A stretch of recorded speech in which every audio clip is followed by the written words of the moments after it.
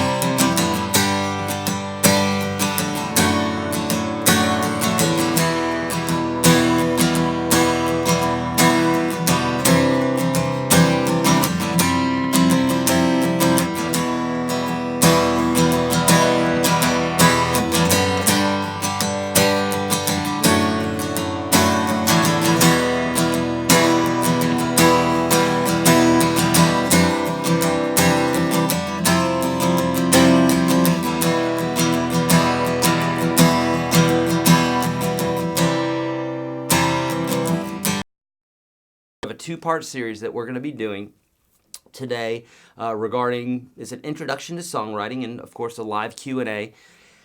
Basically today what we're going to be doing is we're going to be talking about chord progressions, how chords work together, how people write songs, whether they know music theory or not, and how some knowledge in regards to music theory will help you a ton, okay?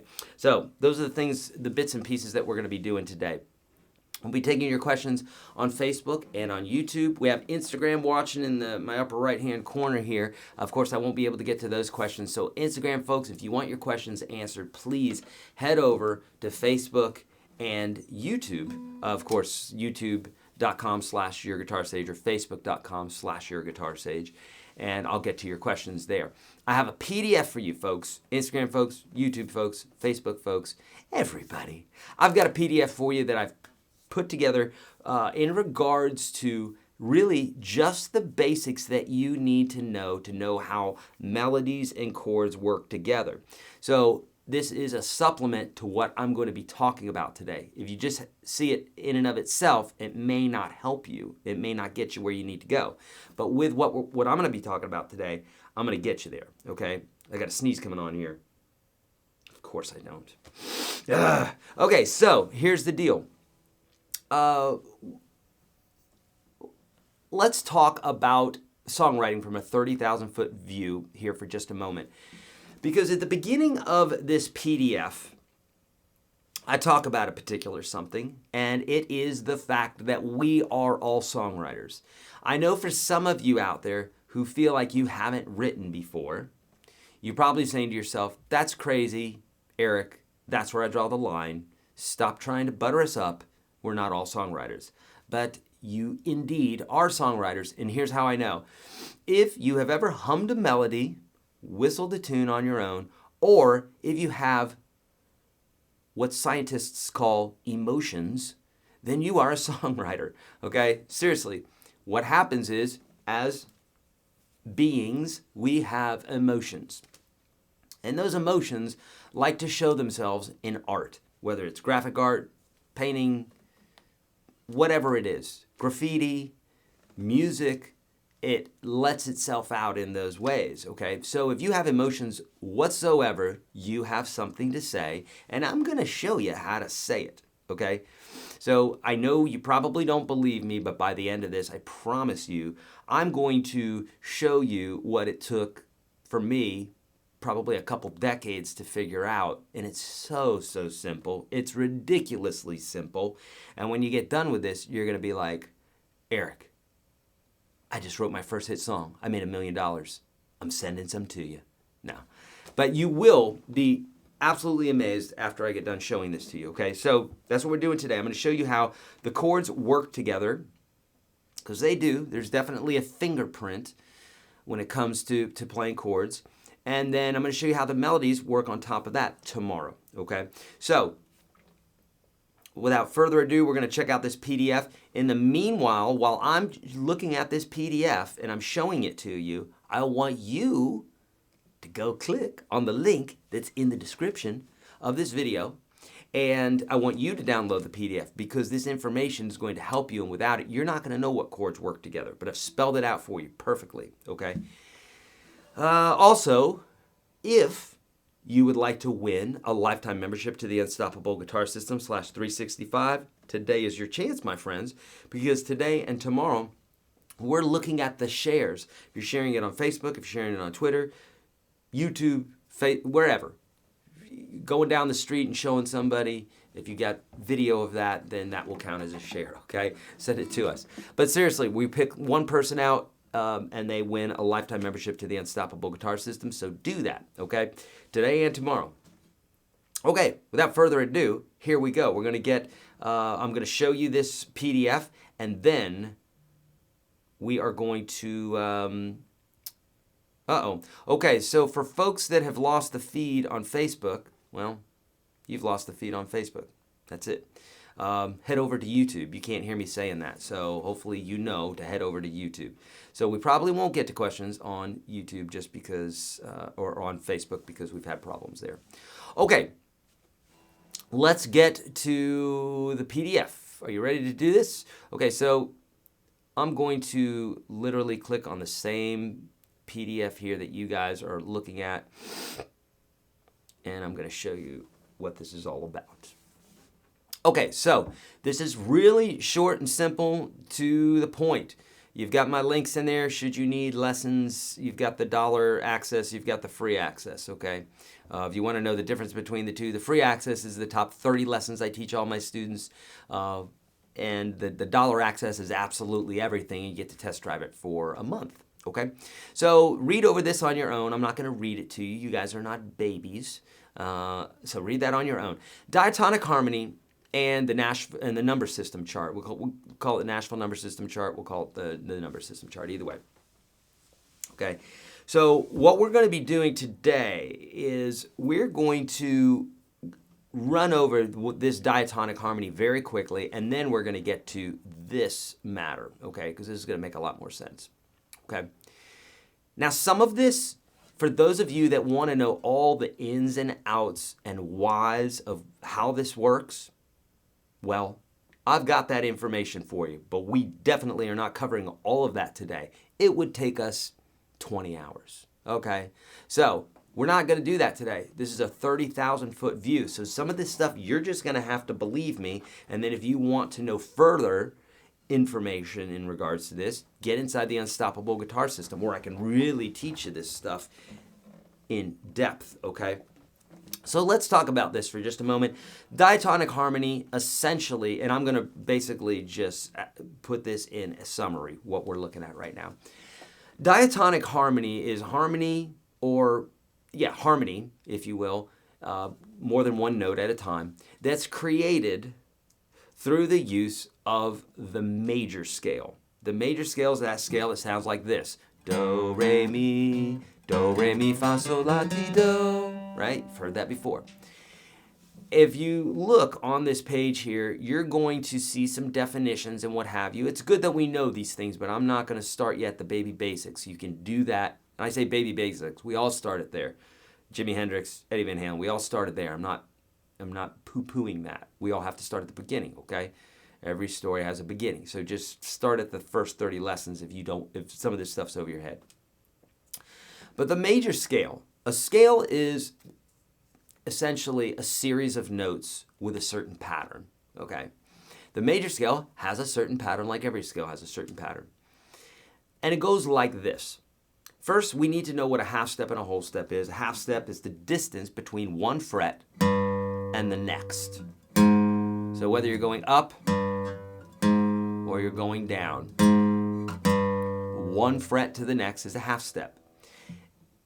What do you think would happen if we put two half steps together? Ah, that's right, we'd have a whole step. So if we're going from, say, the 3rd fret of the low E string to the 5th fret, that's 2 frets, and so 2 halves make a whole, and that's called a whole step, okay? So from here on out, half steps and whole steps, we know what those are. So with that knowledge and this little formula that you're looking at right on your screen, right where it says major scale, you got the formula there. See that? Whole, whole, half, whole, whole, whole, half. Watch this, my friends.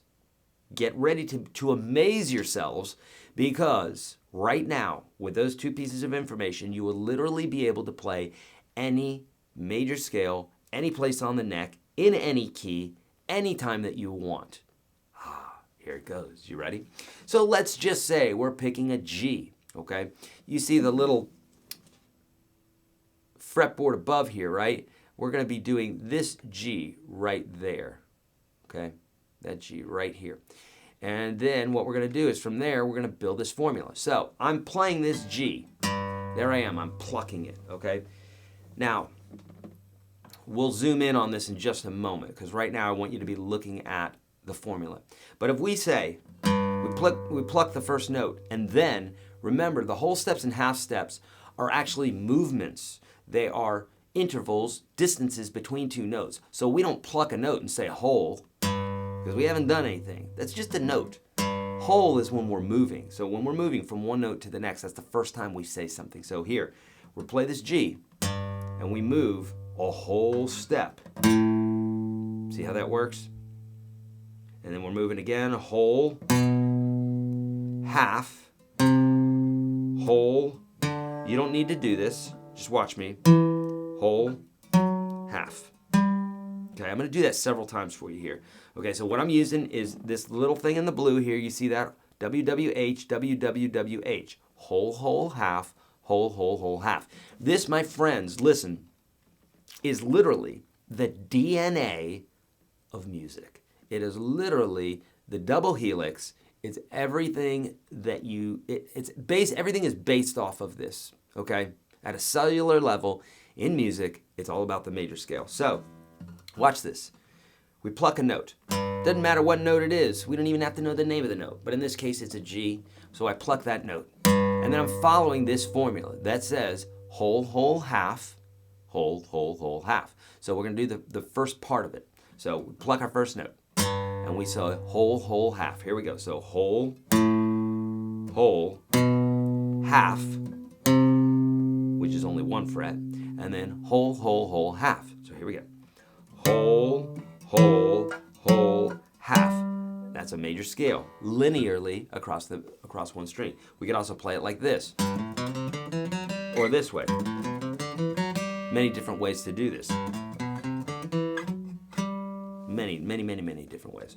Now, what I'm going to do is I'm also going to show you this close up here. And so if I start on this G note, okay? Now watch this. We said distance between one fret and the next is a half a step, right? Half. One fret and the next, half. And a whole is two halves, so 1, 2. So go from the G to the A, that's a whole step, okay? So from here on out, we know what half steps and whole steps are, and we're using that major scale formula, whole, whole, half, whole, whole, whole, half. Now watch this. So here we pluck our first note, and we go whole, whole, half, whole, whole, whole, half. All right, makes sense? So let's go back to this. So we've got our formula for the major scale. Now you're probably saying, Eric, you just spent 14 minutes talking about this. Yeah, do you know why? Because all of our chords, all of our melodies, all of everything, whether you're talking about the major scale or the minor scale, country music, blues, rock, jazz, does not matter, classical, it's based off of the major scale, even songs that are in a minor key. Now, I'll touch on that some, but it's a concept that would require a little bit of music knowledge, a little bit of music theory knowledge. Don't be afraid of music theory knowledge. This is the stuff that helps you, okay? So, with that being said, we have a certain formula. Now, you can look at this page on your own, but essentially what we're going to do is we're going to take that knowledge that we just got, and we're going to go right here to the key of G, okay? Now watch this. If I were to play that same melody that I did, also known as the major scale, and I were to start from the G, we're going to look right down here at this key of G, okay? You can see right where my mouse is, right? Key of G. And you see this, G, A, B, C, D, E, F, right? Sharp. And you see the different colors. I'll explain that in a minute. But just notice that we just have all naturals, no sharps or flats except when we get to the F, and that's an F sharp. Don't worry about that little degree thing. Don't worry about it, don't worry about it, don't worry about it. Okay? Most people get mixed up, not because they don't have enough knowledge or they don't have enough information. They get mixed up because they have the wrong information or they have the right information at the wrong time. I'll say that again. Most people do not get messed up because they have too much information, okay? Or not enough information, I should say. We live in the information age. It's been going on for a while now. We don't lack information. What people lack is they lack focus and they lack getting the right information at the right time. So, if you get the right information at the wrong time, it's just like getting the wrong information because it's not going to be helpful to you. That's why I've created all my courses, my books, and everything else in this step-by-step method so you don't mess up. Okay, so we're doing the same thing here. So the only thing I want you to notice here is G, A, B, C, D, E, F sharp. Don't worry about the minors and the bits here, okay? And don't worry about the colors. Here's where we're getting those notes. If we play this G note, okay, now what I want you to do is I want you to look to the top here. 1, 2, 3, 4, 5, 6, 7. We could play this scale like G, A, B, C, D, E, F sharp, G. Or we could play it like 1, 2, 3, 4, 5, 6, 7, 1. Okay, back to the 1. And if we do that, then that helps us with this number system that we're going to be talking about here in a minute. But for right now, let's analyze this. If we play this major scale and we say, here's our G, and we go up, whole step, half, whole, half. If we do that, then what happens is we get a G, A, B, C, D, E, F sharp, G. What? What does that mean to us, Eric? I'm getting there, friend. I'm getting there. All right, watch this. G, A, B, C, D, E, F sharp, G. No sharps and flats except for that F.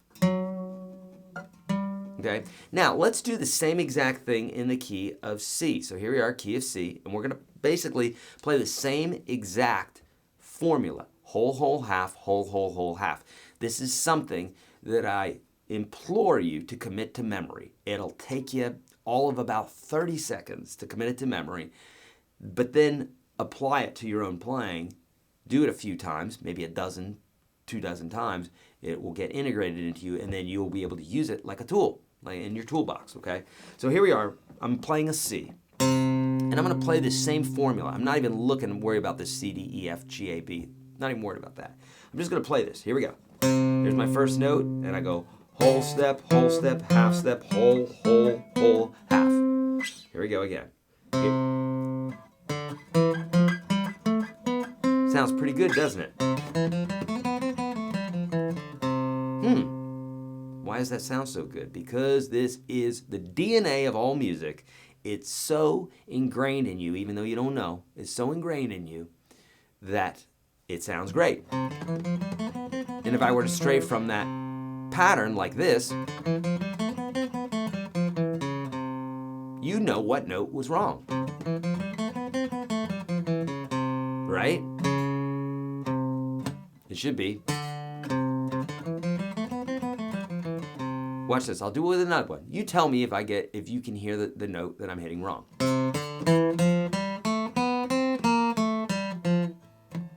Right? You can hear it. Or if I go, you can hear there's something not right about it. We want to hear. Okay? So this pattern is so ingrained in you, and this is where the chords come from as well. So we got the scale there, and notice right here, if I were to show you all these notes, basically it's C, D, E, F, G, A, B, C. Well, look at that right there. Watch this. Look at this. Key of C is C, D, E, F, G, A, B. Huh. Must be coincidence, right? Let's try another one. Let's try the key of F. All right? So here we go. Key of F. I'm going to play the same pattern. Whole step, half, whole, half. Okay? And the notes are, and I'm not looking at this matrix. I'm going to tell you what the notes are, okay? Here we go.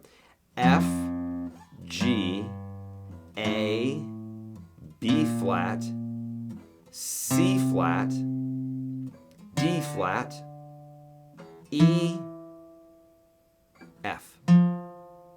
Okay?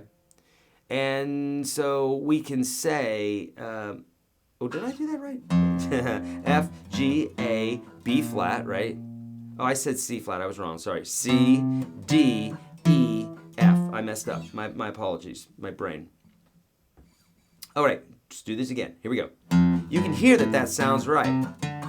Now, really quickly, watch this. You can hear that that's right, even though you may not know all the mechanics and why it is that we're doing what we're doing and even what the heck I'm talking about. But it's a good point to stop and to say, this is how guitar players and musicians all around the world, without music theory, write songs. But Eric, I thought you say you need to know music theory.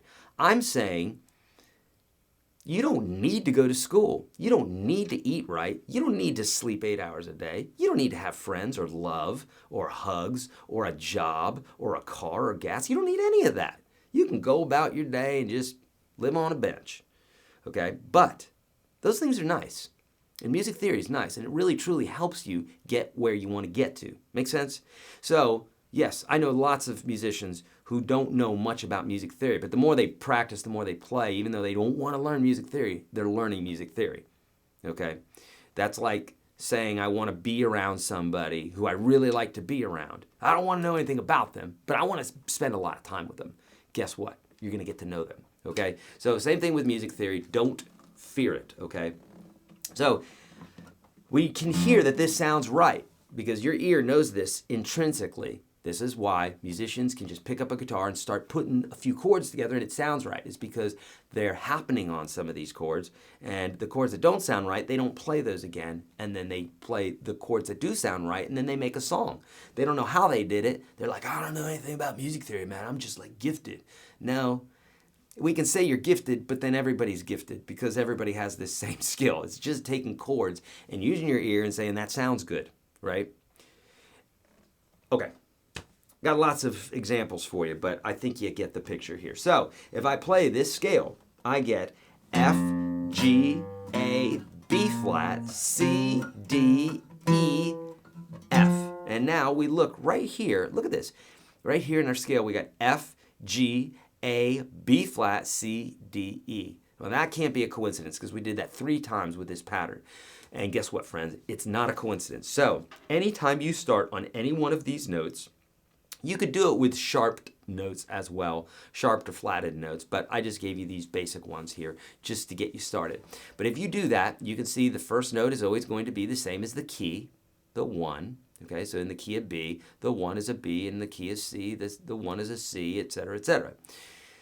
And then, because of the pattern, the major scale pattern, we get this structure here, okay? Now, this is going a little bit longer than I wanted to, but it's okay because I'm structuring this slightly differently than I intended. So it's okay because we really do need to know this major scale bit here. Now, here's the other bit that I'm going to tell you. You see how there's green and red and purple, okay? The green chords are major.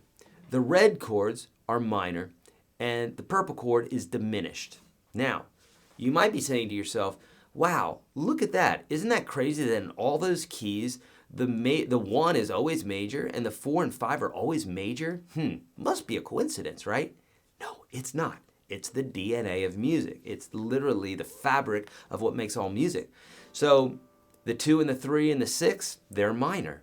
The 1, the 4, and the 5, they're major, and the 7 is diminished. Now, this is what's called diatonic harmony. This is the 99% of the music that you're hearing follows this structure, okay?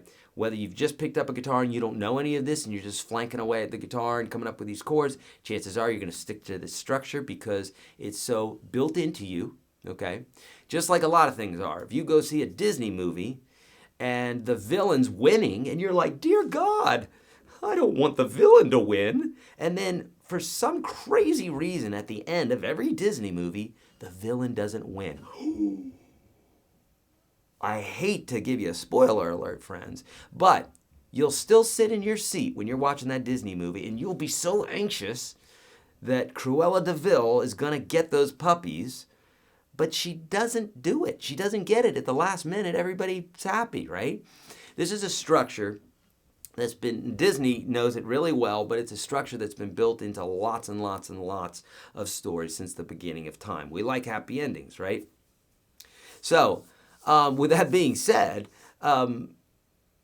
music's the same way. It has a structure. It doesn't mean that we can't take a beautiful story like Cruella de Vil and the 101 Dalmatians. She ends up getting the 101 Dalmatians. We could write the story that way, but it's not going to be a very popular story. Same thing with these chords. We could change these all day long, but it's not going to be a very digestible chord progression. It's going to be something that you're going to be like, that just doesn't sound right, okay? So, with that being said, trust me when I say that this is the fabric of these chord progressions that we're hearing all the time, and it's where we're going to start, okay? So, what I played earlier was a song that I wrote, okay? And then it goes, now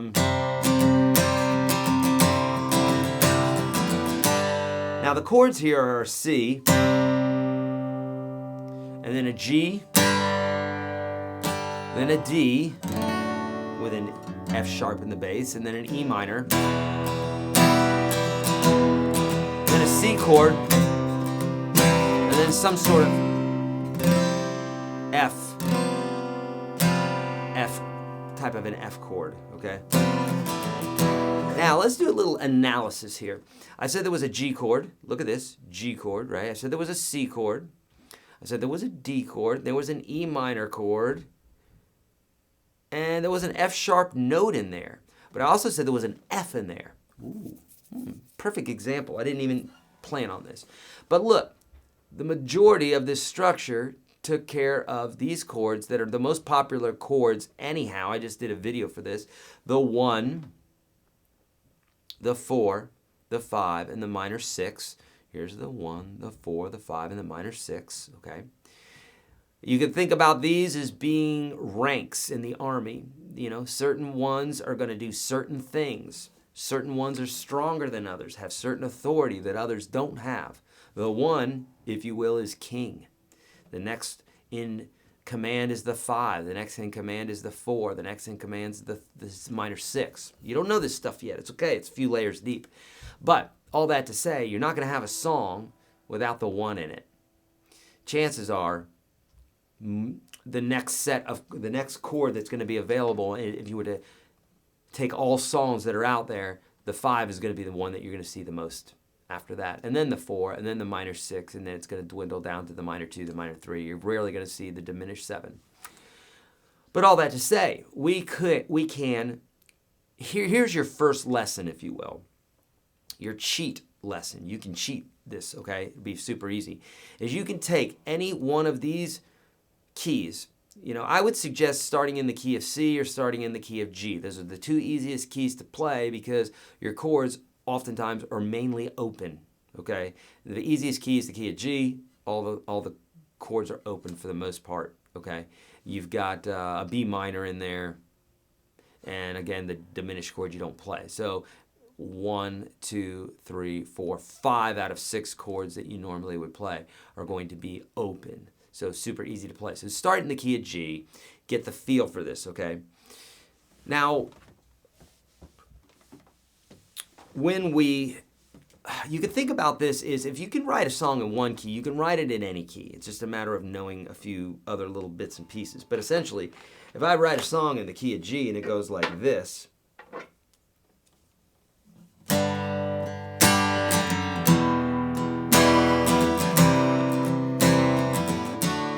here we have a G, an E minor, C,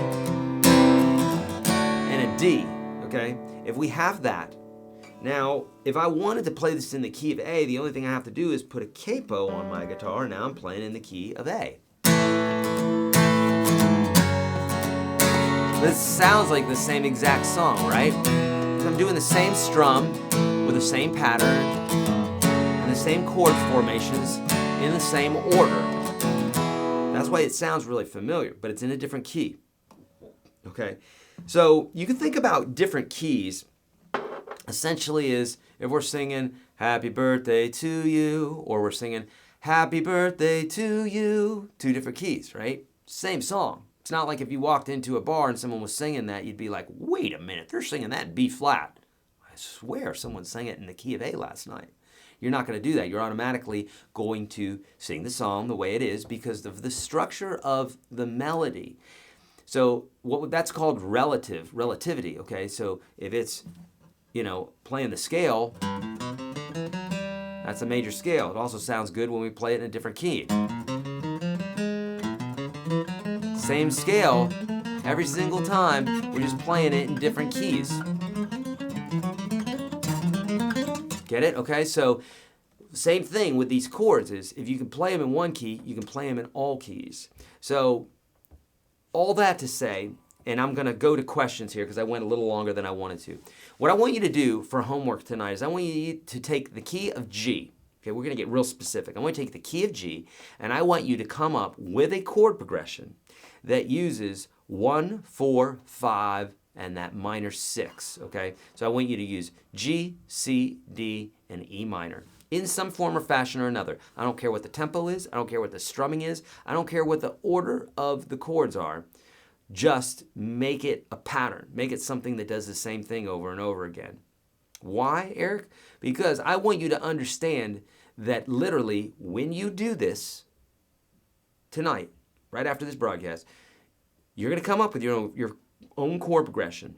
And even though it's a chord progression that's been done a million times over, so are all the other chord progressions that you're hearing that you love, that are hit songs on the radio today, making millions and millions of dollars. I promise you. I know this because I've studied music for a long time. I also know this because my wife's a professional songwriter, and we talk about these things all the time. It's not even a question that that's the truth. It's just we know it. Every songwriter knows this, okay? So if it sounds absurd, it's just because you're not around it. But there's not a songwriter in Nashville or anywhere else around the world who knows what they're doing that would say otherwise, okay? And if they don't, you need to get away from that songwriter because they don't know what they're doing. Trust me, this is all part of the fabric of music.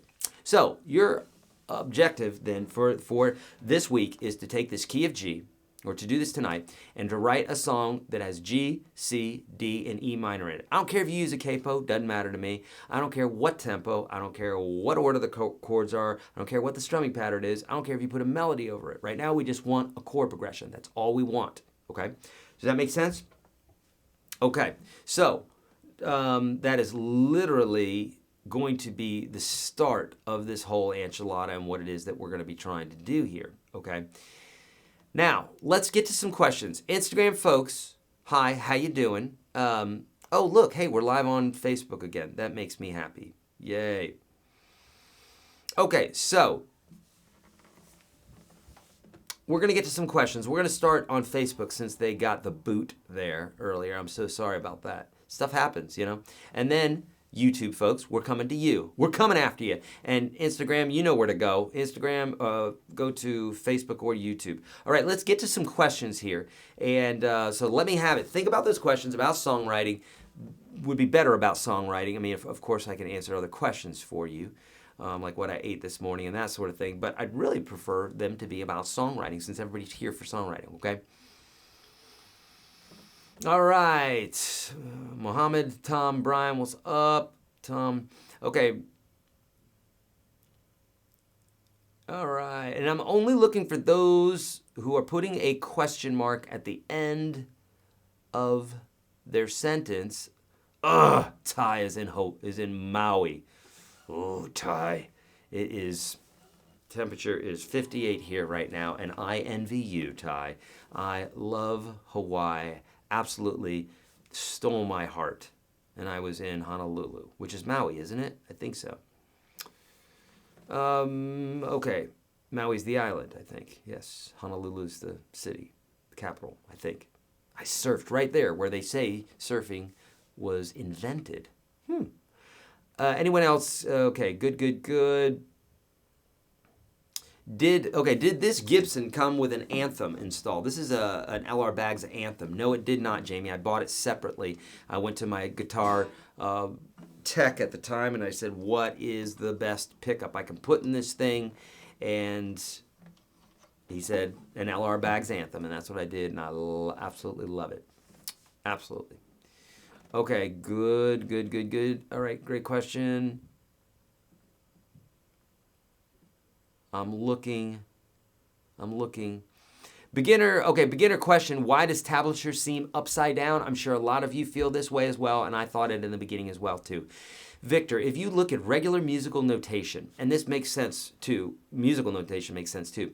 The higher up you go in the staff, so wherever you see the dots and you see those lines, the higher up they are, the higher pitch it is. So it's going higher up in pitch. As it goes down in the register or on the staff, then the lower pitch it is. Okay, so that's how musical notation works.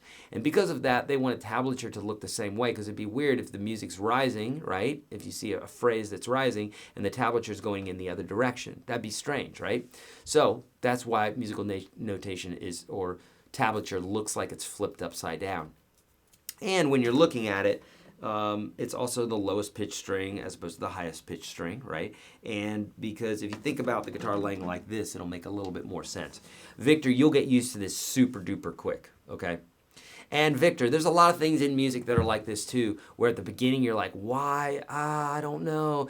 Don't get overwhelmed. Just kind of go with the flow a little bit. Fake it until you make it type of thing, because you'll end up making it. You'll end up getting it. But if you concentrate too much on the details when it's been like that way for hundreds of years and you try to change that, then it's you against the world, okay? So just let it flow a little bit, and it's a great question, so don't be afraid of asking questions, but I guess what I'm saying is don't let it wear on your mind and be like, oh my God. Just ask the question. Get on Google or something like that, or ask a teacher, okay?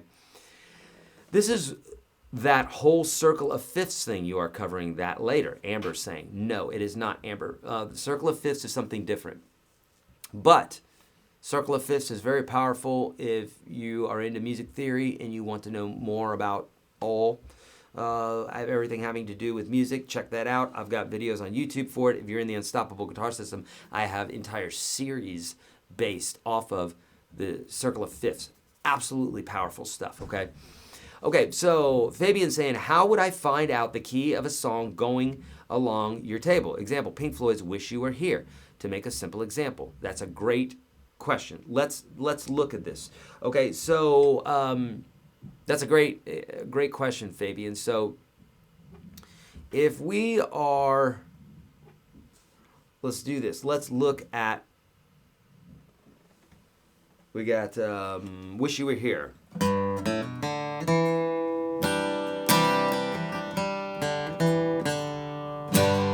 So we got a G, we got a C chord. Even though this is a C9 chord, it's still a C chord. It's an embellishment, okay? So you have regular chords, major and minor, but then you have embellishments on top of that. 7th, 6th, 9s, 11s, stuff like that. But you still have a bass chord that's either major or minor. So far we have a G,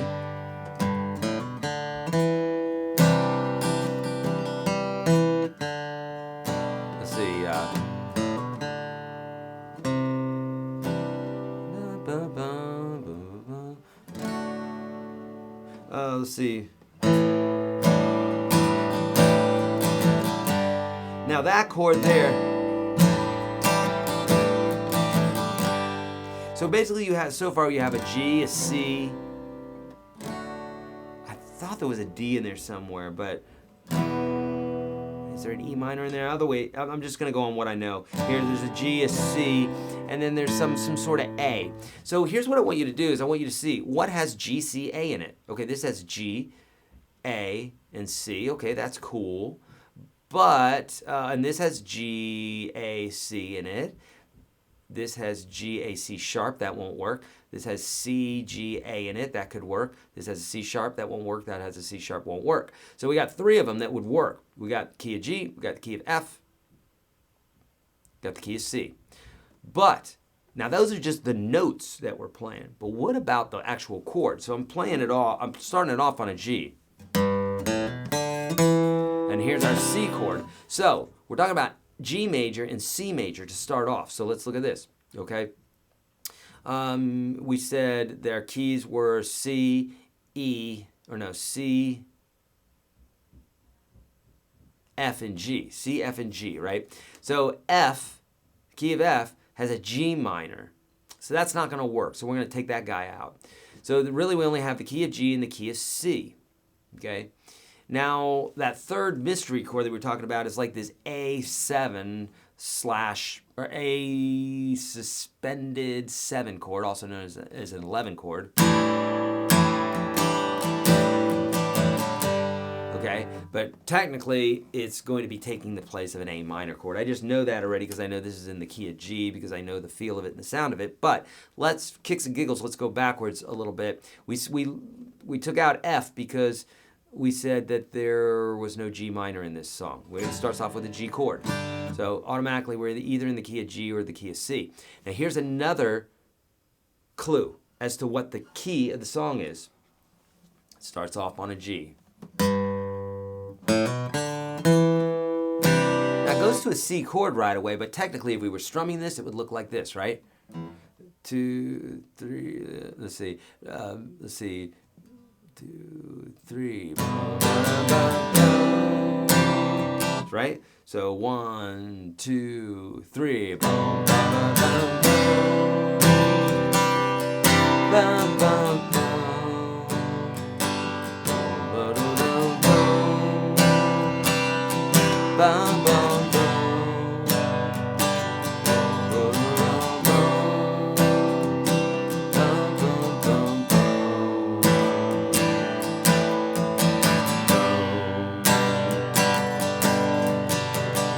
All right, so let's go into the verse just for kicks and giggles here. So you think you can tell? Let's tell. Oh, a D chord, right? Now look at this. Watch. We got new information. I always say that if you're trying to find a key to a song, you're kind of like a detective. You're finding clues. G was a clue. C was a clue. G major chord was a clue. C major chord was a clue. D major chord is a clue. Now, the more clues you find, the better you're going to find your culprit or the crime. You're going to find out what it is. If you just assume one thing, you see blood on a wall and you're like, someone was killed here. Really? What happens if it's fake blood? What happens if someone busted their nose and was running around the house and got blood everywhere? Someone didn't necessarily die, so don't assume, right? Boy, oh boy, the world's an assuming world right now, isn't it? Don't assume, especially when it comes to music, because you're going to guess the wrong key.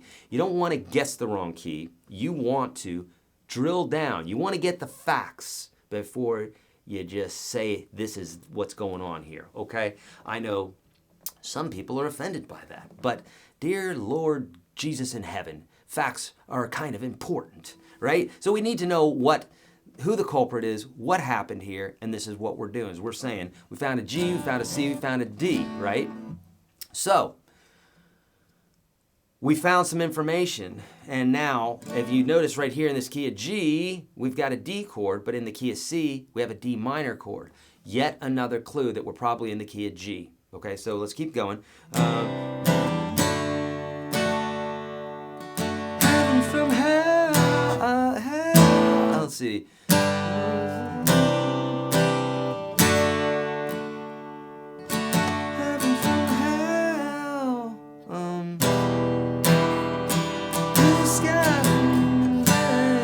Okay, so there, that represents an E minor chord. So yet another clue. Right here's our E minor chord. It's also in the key of C. But the way it looks like to me is that we're probably in the key of G. And I know we're in the key of G because I've played this song a million times. And we truly are in the key of G. But that is a fantastic question. I'm glad you asked it. And here's some other clues to finding out what key you're in, whether you're writing a song or you're trying to find it on the radio. First chord of the song is almost always the key of the song. Last chord of the song is almost always the key of the song. Think about a speech. Speech says, "We are not alone." This question, or this phrase has been said a lot of times over time. We are not alone. Are we alone in the universe? And then they go into their speech about aliens, right? And then in the end they say, we are not alone, or whatever. So, right, you got your thesis and you got the ending. I forgot what's called the ending statement of a speech, right? Because you bookend it. You say, this is what we're talking about. This is where we're going to go. This is what we talked about. I do this on my broadcast. I say, we're talking about songwriting today. Otherwise, if I just started into the lesson, you wouldn't know what we were talking about. And at the end of the lesson, I say, by the way, we just talked about songwriting. Here's what we covered. This is what we're going to be doing tomorrow. Cool? Get it? Right? Okay, so this is a pattern. And in the same way, when we have songs, they almost always start off on the key of the song with that chord, and they end with that too, because they're setting up a scene. It'd be very strange if I did this, if I said, or if I said,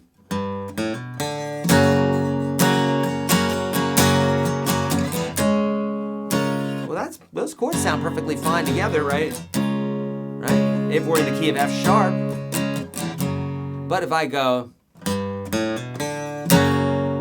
that's weird, because what happened is the beginning lick said, hey listener, we're in the key of G. You didn't know that I'm telling you this, but this is what's happening. Is right off the bat, 4 clues. G, A, B, D. G, A, B, D, okay? Both in the key of G and in the key of C. However, the way that it was played is pushing it more towards the key of G, and then as we brought in those other chords, we started seeing the haze started lifting. We started saying, oh, this story's about this, or this song's in the key of this. So just like a good movie, it starts off with a scene, trying to get you involved right away. You know what's going on. If not right in the beginning, within a few minutes, you've got an idea of what's going on. Unless it's a movie specifically made to mess with your mind, like Memento or something like that. Okay, so there you go. So great question, and we're going to keep on going. Fantastic question, by the way, Fabian. Nice. Thank you for asking that one. How do you figure out a chorus in a 12-bar song? Melissa, typically in a 12-bar, and when you mean 12-bar, I'm assuming you mean 12-bar blues. For those that want to know more about the 12-bar blues, go to YouTube and type in type in YourGuitarSage 12-bar blues, and I'll teach you all about this. If you're in Unstoppable Guitar System, or if you're going to take advantage of the dollar offer today, type in 12-bar blues, and I'll really teach you all about 12-bar blues. But 12 bars of music, a bar is a measure, 4 beats, 1, 2, 3, 4. And so if a song's like 1, 2, 3, 4, 1, 2, 3, 4, 3, 2, 3, 4, 4, 2, 3, 4, that's four bars. And so if we multiply that times 3, times whatever the chord progression is here that we got, we get the 12-bar blues progression. Melissa's asking, how do you figure out a chorus to a 12-bar blues? Well, or to a 12-bar song. It's just like anything else, Melissa. The way you ask that is basically, it doesn't matter whether it's 12 bars or not. You probably mean blues, however. Most blues songs, the chorus is the 12-bar blues progression over, just like the verse, okay? However, how do you figure it out? Melissa, you are the artist. You figure it out, okay? I'm not being snippy. I'm being for real. You are the artist. Like, the paintbrush is in your hand. You literally can create with these tools that I'm giving you today, okay? Okay, so Jordan said, I've always had trouble in finding what chords work best for a bridge in my song. Any tips? And when should I use a bridge? Meaning once or two bridges. Okay, so here's the way I look at bridges, Jordan. I look at the first chord of a bridge as being someplace that I haven't gone before. My personal opinion, but I think I've learned that over listening to many songs. So, for instance, if I'm playing a lot of G and a lot of C and a lot of D and a lot of E minor, and the ear's getting attenuated to all these chords, well, if I want the bridge to go to someplace new, then I might introduce that A minor chord or that B minor chord, because it's a brand new chord that's lifting the ear and bringing it to someplace different. Just like you would in a story, if you said this and you've said that, well, you don't want to say this and that for the bridge. You want to say the other. You want to say something different, okay? So you've said this or that already. Don't say this or that for the bridge. Say something different, okay? So that's what you want to do. You just want to go to someplace different, Jordan. And then, when you should use a bridge, that's up to you. Complete artistry here, The way that I look at bridges, or the way Nashville looks at bridges is the way that Nashville looks at a bridge is, if they need to say more, with the words to explain what's happening in the song, they'll create a bridge. If not, chorus and verse, get the heck out of Dodge, you know. Bazillion dollars have been made that way. However, a bridge is always, I love bridges. I almost always put a bridge in a song because to me, I always like my bridges sometimes more than any other part of the song. So that song that I was just playing for you, I've got a killer bridge to it that changes keys temporarily. And so I love bridges, love them, love them, love them. So it's really up to you. You're the artist, Jordan. Okay, Eric, when you're going fast with a scale arpeggio, how do you best prevent ringing out of notes you already finished? Tom, is literally just practice. There is no secret to it. The secret is practice and focus when you're practicing. So if you see that something rings out, see why it rang out, repeat it, but this time repeat it without ringing it out, okay? So if you've developed a certain habit where a note rings out all the time, you have to undo it. The only way for you to undo it is to spot it and to say, that's what I'm doing wrong, and then to do it at least one time consciously, and then to do it another time consciously, and eventually you get that into your conscious mind so much that it goes into your subconscious mind, then it just starts happening automatically, and that happens through repetition. Ricardo, what are my favorite chord progressions? I'd say, Ricardo, anything 1, 4, 5 minor 6, and I have a video that I recently put up on YouTube that's about the most used chord progressions for hit songs ever, and that particular one is absolutely the one that's going to show you. You could look at that one, and it will absolutely help with you to understand everything that we're talking about here. Awesome. Okay, I'm going over to YouTube now to get to some questions here, my friends. Okay, explain the difference between a chorus and a verse. Kelly is asking. Kelly, a chorus is the big part of the song, like, girls just wanna have fun.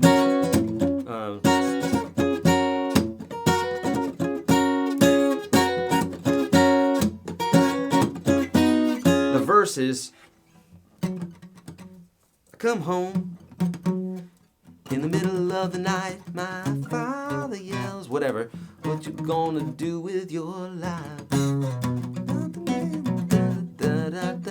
You know that song, right?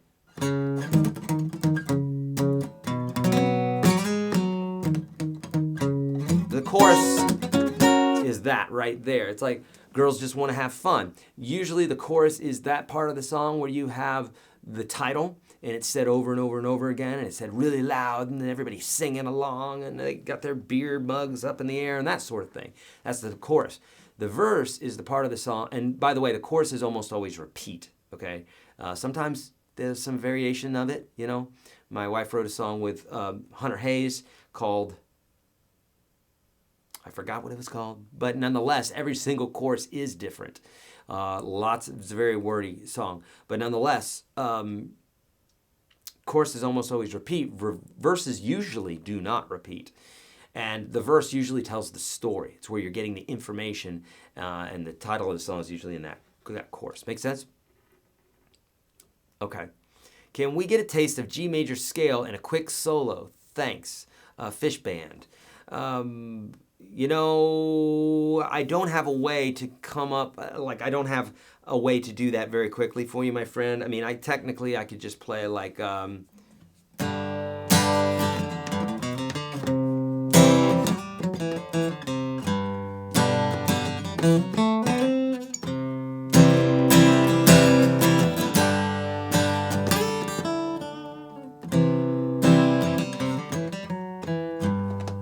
I'm just literally just playing through the scales. I'm not playing any sort of licks or anything, but essentially you just play a chord progression and you've got your melody over the top. I'd really rather be working with a jam track to really help you out with that, Fish Band, and I talk about that in a lot more detail in other videos, okay?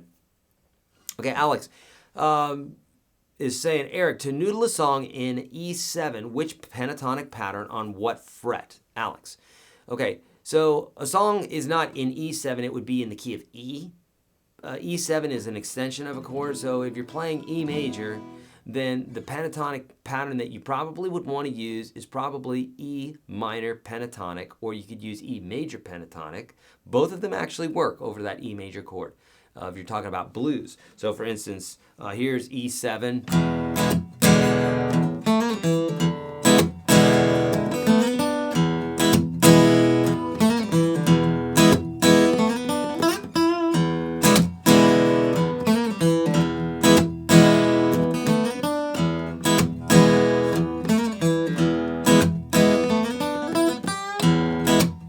sense? So that's all E blues. Rahan is saying, I know SJ200s are really good guitars, but still they are way too overpriced. Why? Rahan, when you say they are still way too overpriced, what is your comparison? Like, what are you saying? Like, what is your measurement, okay? There are guitars that are $250,000, and they all get those prices because there is a demand for certain things. So, Rahan, this SJ200 is a really well-made guitar, and there's a lot of demand for them. So between those two things, that's just basic commerce, right? Supply and demand. So if you had 10 billion of these floating around the earth, they're not going to be $3,000, $4,000 a piece. They're going to be much less than that because the supply is much higher than the demand. But it's all supply and demand. Okay. Anoop is saying, what is a note? A note is right there. That's a note. It's just it's a pitch, if you will. Anything here, notes, notes, notes, notes, notes. Okay, great question. Good questions. No question is dumb. There are simple questions, and that's okay because we all start at the beginning, right? Sir, can you please explain these? A sixth, a seventh, a ninth, and slash chords. Vivek, I would love to, but there's no possible way to do that without spending at least a couple hours doing it. I can give you it in a nutshell, but essentially, we're talking about a sixth, seventh, ninth, slash chords. A sixth, the seventh, and ninth is when we take the sixth, the seventh, or the ninth from the major scale and we put it in a chord. If it's a 9 chord, we go 1, 2, 3, 4, 5, 6, 7, 8, 9, and we take that note and we put it in the chord. In this case, I'll take that high note version of it and I'll play it like that. That's a 9th chord. A slash chord is typically when we play a chord and we have something else in the bass other than the letter name of the chord. So if it's a C slash G, usually a C chord is going to have a C in the bass. But if it's a C slash G, then we have got a C chord with a G in the bass. Cool. All right, great question. Acoustic Adventure is saying, hey Eric, love your videos and I've learned so much from you over the past few years. I'm not sure where to shift my playing next. I can improvise pentatonically, diatonically, and even modally to online backing tracks. What should I seek to learn next? Acoustic Adventure, what would be very helpful is for you to watch the series that I did a few months ago. Not Siri. Series. My iPad. It's like, what, Siri? What? How can I help you? Series that I did a few months ago, maybe a few months ago, basically on why it is that you're playing guitar. I have a video for this inside of the Unstoppable Guitar System. I probably have one on YouTube. But you have to answer this question is, why do you want to play guitar first? Because that will determine where you need to go. If you're a blues guy, if you love blues, you need to be studying blues. If you hate the blues, don't study blues scales. Don't get into that. So it really depends on what your goal is. So I wouldn't be able to tell you. I can just throw stuff out there, but it's not going to be very helpful for you. There's a million things you could learn. Okay, Randy, before I met you, I learned the pentatonic scale. I learned the pentatonic scale by the 5 forms. With you, I've learned the major scale by the whole step, half step method. Would it be advantageous to learn the major scale by the forms also? Randy, indeed. Any way that you can learn them, learn them. So I know them as well that way. The only reason that I say to do it the other way is because you need to know how they're all formed. You need to know the basic formation first, and then you can learn the different forms. But you need to learn what the actual formula is. Okay. How do we know the key of a techno or electronic or trance song? How do they work? They work the same way, Rahan. All chords, scales, that sort of thing. But if there's not a chord that's represented very clearly, then that's what you're dealing with. Okay.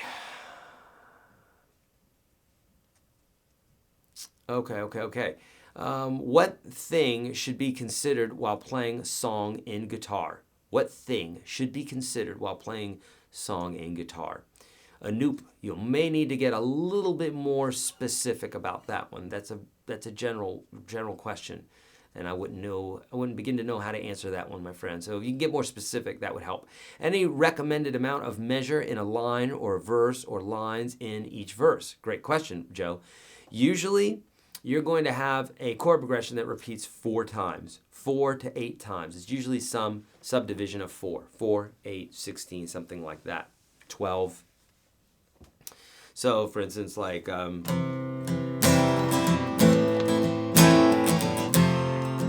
that would be 1 time. Here's 2 times.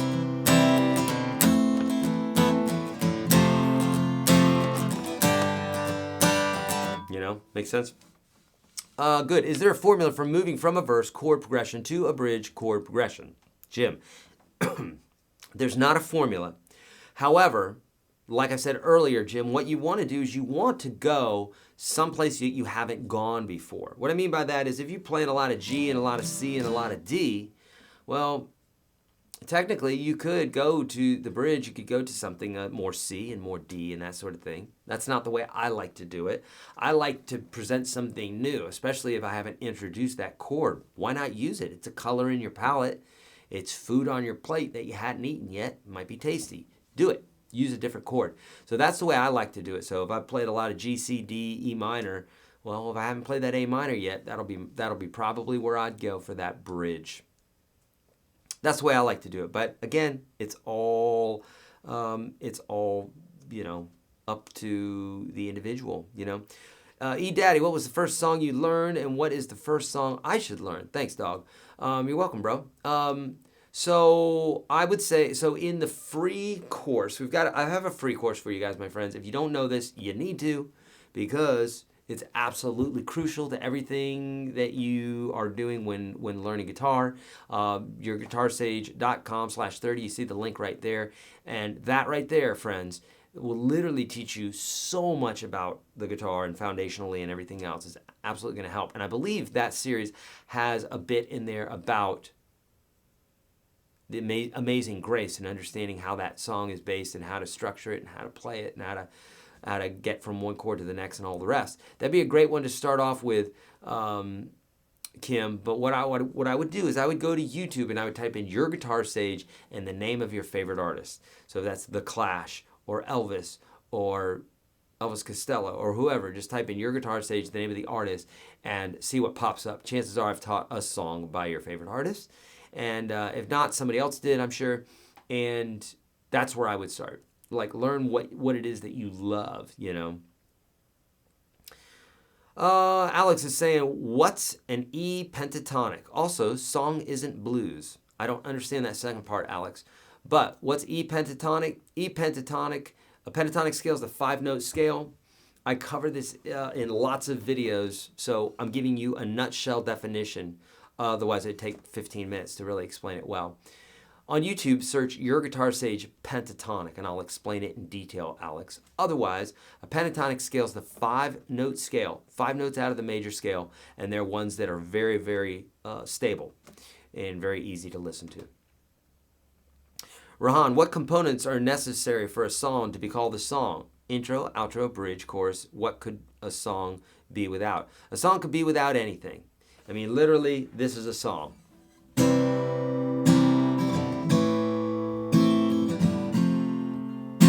It's an instrumental. Okay? This is a song right here. Get ready. That's a song. But Eric, it's only 1 chord. Okay, you tell the Beatles then, because they had like 3 songs, at least, that had 1 chord. Eleanor Rigby was 2 chords, I think. Is that right? I think it was only 2 chords. But nonetheless, they had lots of songs that were just 1 chord. Within You, Without You. They're all George Harrison tunes, but nonetheless, they're 1 chord. So definitely, you can do that, you know. When writing a song, what comes first? Lyrics, chords, or rhythm? It depends, Mark. It's totally up to you. My wife, who's a professional songwriter, will typically concentrate on the lyrics first, or what they call the hook and the basically the hook, and they'll work on that first with the lyrics, and then they'll create everything else around that. Okay. Anoop, do I have my own website? Yes, I have several. YourGuitarSage.com. Also the free course is YourGuitarSage.com/30. So yes, lots. What kinds of chords can we superimpose over a standard chord progression? Like when we're playing over a backtrack, say 1, 4. Okay, hold on. What kind of chords can we superimpose over a standard chord progression? Micah, you don't want to superimpose any chords over a chord progression. If it's a minor chord that's being played there, a major chord's not going to sound good. You need to stick to whatever chords are there.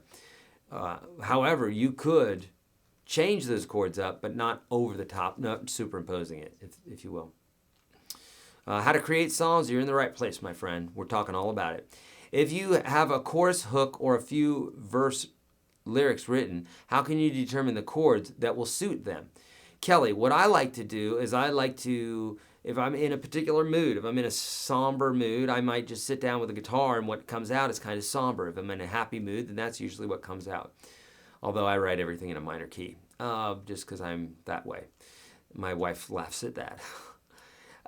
So, how do you determine what chords? That's what we're talking about today. And the PDF will tell you what chords you could use, but you're the painter.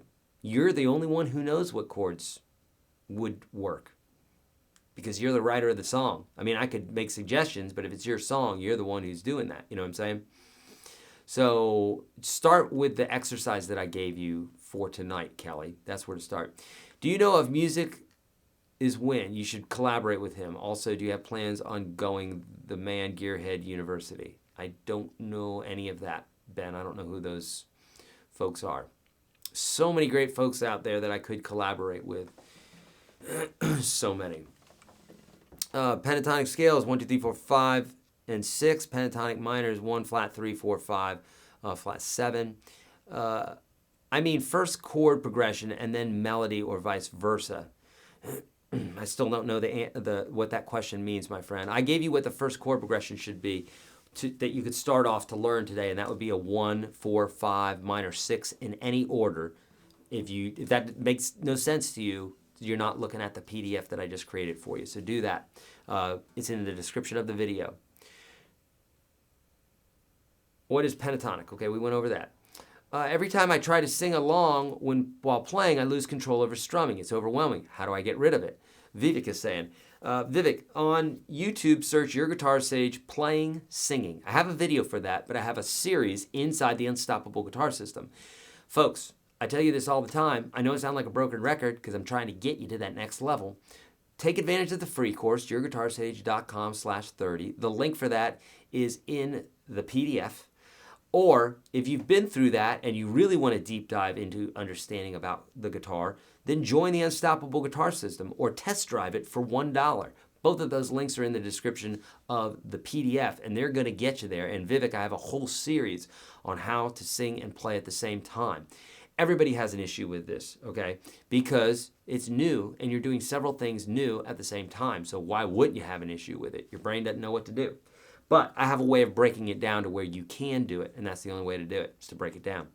Is songwriting a skill? Yes, Brian Jones could play an instrument, but couldn't write songs. Brian Jones could write songs. He thought he couldn't because he never talked to me.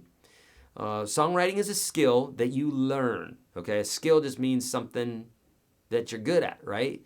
It's a skill that you learn. Anybody thinking anything other than that, then you are your own enemy keeping you from writing songs. I'm telling you, if you can learn addition, you can learn how to write a flippin' song. Okay? I promise you. What's the best way to mute the strings when playing something? Use this part of your hand. On YouTube, search Your Guitar Sage Muting. I've collaborated with some other YouTubers. I just did an interview for Justin Guitar. Well, it was a few months ago. Marty asked me to be on his show the other day, and I couldn't do it because we had a live broadcast the next day, but I'm planning on doing something with him. Brett Papa Stash, he's been on the show a few times.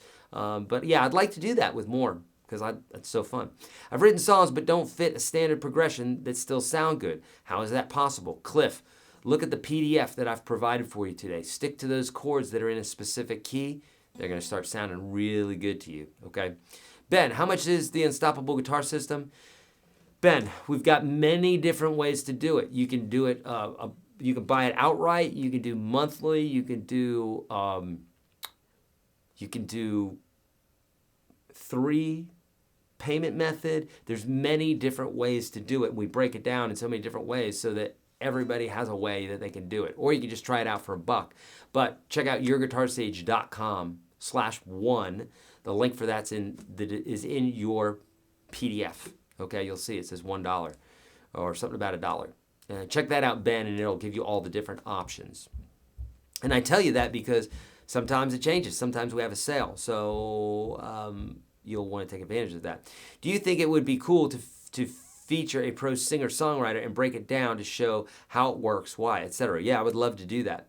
And I plan on doing that as well. How do the other modes relate to the chart you showed? Sean is saying. Sean, if you don't love jazz, don't worry about the modes. Otherwise, the modes begin on each one of the other numbers. So I talk about this. I think I might have a video on it on YouTube. Search YourGuitarSage modes. Otherwise, I have a series on it inside of Unstoppable Guitar System. And if you will, each mode starts on each one of those other notes. So from a 2 to a 2 will be the Dorian mode. From a 3 to a 3 is from a 6 to a 6 and it is an Aeolian mode. From a 7 to a 7 is a Locrian mode, etc., etc. Takes a lot longer to explain it the way you'd like it explained. Probably take hours. What was my first guitar? It's sitting in the attic right now. Not a good place for it to be, but it's a piece of junk. And I'm just keeping it for posterity. Say Patty Griffin or Bruce Springsteen, Jewel. I just did. I'll say it again. Patty Griffin, Bruce Springsteen, Jewel. I keep trying, but then it seems like I hear a Beatles lick or Stones, etc. Then I get discouraged. How can I break this cycle? Charles. I mean, there's nothing wrong if it kind of sounds like somebody else's something, as long as it's not exactly. Otherwise, the only way to break it is to not do that thing and allow whatever is behind that thing to come out. But if you're playing that Stones lick or that Beatles lick all the time, then that's what's going to be there. The only way to break out of that cycle is to not do it. For an alcoholic to stop drinking, he needs to stop drinking. I know that's making it very simple, but bottom line, that's the mechanics of it. You just don't lift the glass anymore. If you have a bad habit of cussing at people when you drive, well, catch yourself cussing at people when you drive and say, I don't want to do that. Let's do something different. Let's sing a song. And that's how you break a habit. It's literally that simple. And if you understand that, you can literally change your whole life by just breaking triggers all the time. I know this from reading books and listening to Tony Robbins and everything else. The guy's a beast. Okay. Good. We're probably going to end it here pretty soon, folks, because we've gone over what we say what we're going to do. Matching lyrics to chords. I mean, are there certain words that are generally linked to certain chords? Nope. To hint or an ultimate progression when you've written a lyric? Nope. Kelly, there is chord progressions that have been proven over time to be very, very helpful. On YouTube, search YourGuitarSage chord progressions, because I just put up a video that's gone viral in the guitar playing world regarding these chord progressions, and those will show you those chords that I'm talking about. But the 1, 4, 5 minor 6 in any combination are those magic chords you're looking for. Now, what I'll do a lot of times is if I'm singing and a lyric tends to be very poignant or a sad moment in a lyric, then I'll grab a minor chord for that one chord, for that one bit, and then I'll work the song around that. But that's just me. I just kind of do that.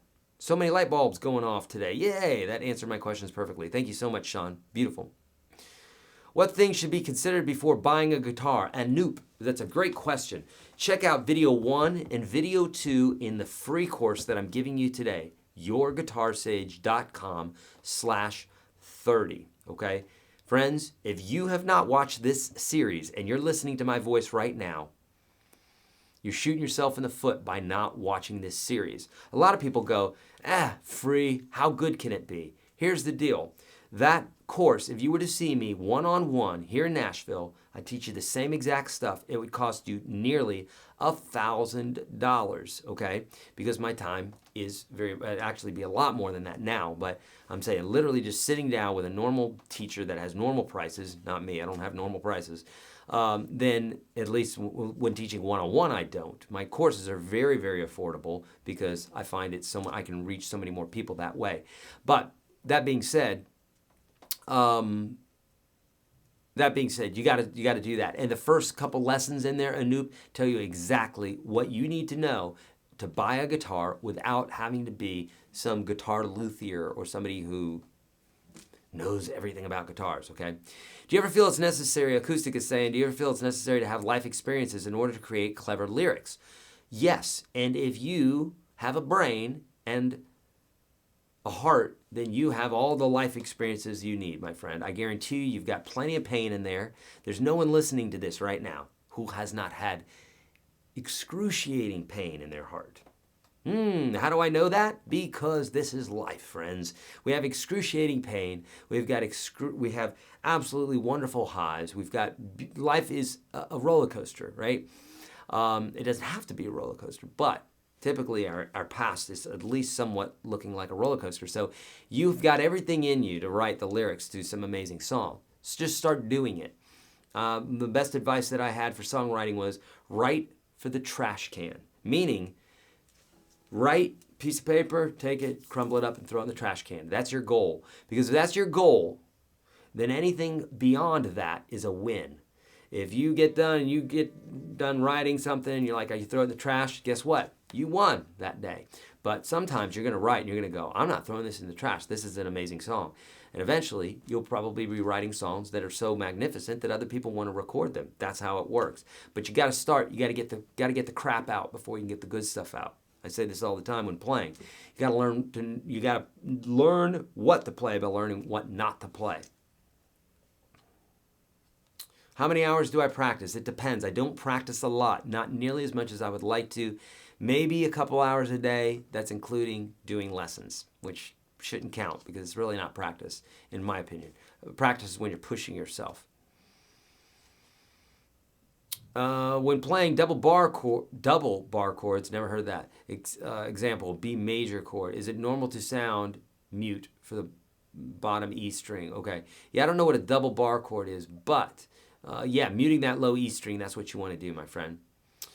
Mike is saying the free 30 lessons is great, folks. Even if you are more advanced, review and do it all in order. Thank you, Mike. I appreciate you saying that. And it's true. Those 30 lessons, friends, they're not there for free because they're not worth anything. I put them there for free because you can see how many questions that I've got here, and I can't get to them all in the way that I want to. And really, my heart wants to help as many people as possible. I want to help people financially. I want to help people I want to give them my liver. I want to give them my kidney. But guess what? I can't do all that stuff because that's all finite.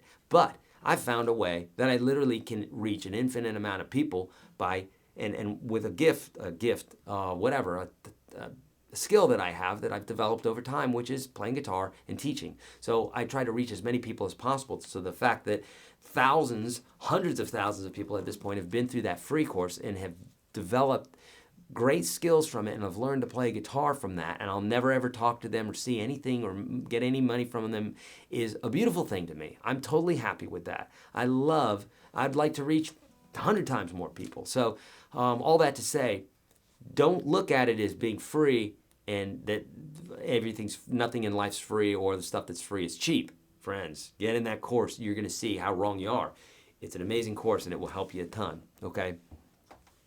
Isn't the ninth the same as the second, or is it because of the relative pitch? Tom, yes, it is the same. So, you can take any extension. So 1, 2, 3, 4, 5, 6, 7, 8, 9. So those are both A's. Okay, 1, 2, 3, 4, 5, 6, 7, 8, 9. but the 2 is a whole step lower, or is an octave lower. So you can always subtract 7 from whatever the extension is. If it's a 13, 13 minus 7 is a 6. 9 minus 7 is a 2. Make sense? 11 minus 7 is a 4. That's a quick way to do it. Oh, thank you so much, Micah. That's super kind of you, my friend. How to integrate licks with chord progressions. SB, search YourGuitarSage improvisation. Or start in the free course. You're going to understand bits and pieces about that. Or better yet, if you're more of an intermediate or advanced player, start at the $1 course, YourGuitarSage.com/1, okay? I should have named my system the Ultimate Guitar System, because everybody seems to name it that. That is not the name of it. It's the Unstoppable Guitar System. No big deal, Micah. Everybody does it. I should name it the Ultimate Guitar System. But nonetheless, yeah, there you go.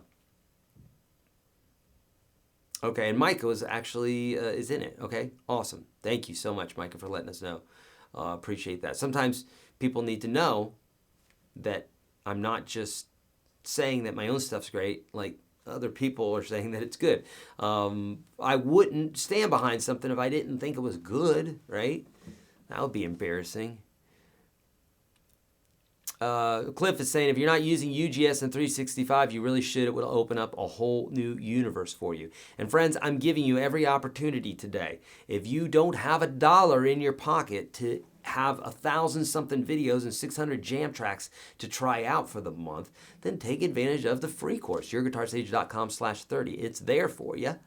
Okay? All right, good. All right, I'm going to bump over to Facebook really quick. Just make sure that I haven't missed any questions here, okay? No. Okay. I think because Facebook dropped out. That it does that sometimes, okay? Oh, Donald, wonderful. Love to hear that. Donald joined UGS this month after trying it out for $1, okay? So that's what it's there for, friends. Look, we don't want anybody in our program who doesn't want it. I mean, why would I want anybody in the program? I don't want to sell something to somebody who doesn't want it. So we offer a 100% money-back guarantee. If you don't like it, you don't pay. Okay, yeah, you pay $1, okay, if you want to try it out for a month. But if you get in the program and you don't like it, you get 100% of your money back, okay? So do that. Check out the dollar offer. There's Dave saying the same thing. UGS is really good, definitely worth the $1 to try. Okay. Even Tux would use it. He has opposable thumbs. Tux is my guitar. Joe must have stuck around for a while because Tux used to be in a lot of my videos. Yeah. All right, my friends, we've gone way over today, 24 minutes over. So normally what I'm trying to do here is I'm trying to do a 1-hour lesson on these broadcasts. We're still going to have our big broadcasts, which, by the way, mark it in your calendar, friends. I've got a new guitar. It's not in this room. I'd say that I'm looking at it right now, but that'd make me a liar. It's in the other room. It's next to Mike right now. He's probably whittling away on it right now. And this is a fabulous guitar. I won't tell you what it is because we're gonna get ready to let you know that very, very shortly here. Friends, mark your calendars for November the 3rd. Write down right now. I've got some things to tell you. November the 3rd, 9 a.m. Central Standard Time, I'm going to be showing you how to build a solid foundation in any genre of guitar. I'm very confident when I say this. No matter whether you're a day one newbie or a seasoned veteran, okay? Literally, I'm going to show you these essentials, these foundational bits and pieces that if you do not know, you're going to have issues with guitar. Guaranteed, no doubt. I would bet any amount of money on it. These are foundational bits that you have to have down, okay? It's a little bit of theory, a little bit of left-hand technique, a little bit of right-hand technique, but it's the stuff that if you don't have down, you're gonna have issues. That's what we're gonna be talking about on November the 3rd, 9 a.m. Central Standard Time. I'm gonna be with you for 4 hours. Now, notice I said 9 a.m., not 11 a.m. We're changing the time this time because I have another event that I need to get to, and I won't be able to spend that full amount of time with you, and we want to do that. I like to do that and really get to all those questions. So make sure you mark it down in your calendar, November the 3rd, 9 a.m. Central Standard Time. You're going to start seeing some video announcements from me shortly in regards to that. If you haven't shared this video today, friends, do it because it's giving you an opportunity to win a lifetime membership to the Unstoppable Guitar System. Lifetime membership for this thing, we've done it $400 for the last, how many years here? Since 2012. Okay, so you have a chance to win it. If you come here all the time and you do this, chances are you're going to win it because we give away hundreds of these every single year. Hundreds? Are you kidding me? We give away thousands every single year. Thousands, okay? Literally, let me think about this for just one moment. Close to $500,000 worth of guitar lessons we give away and guitars and everything else every single year.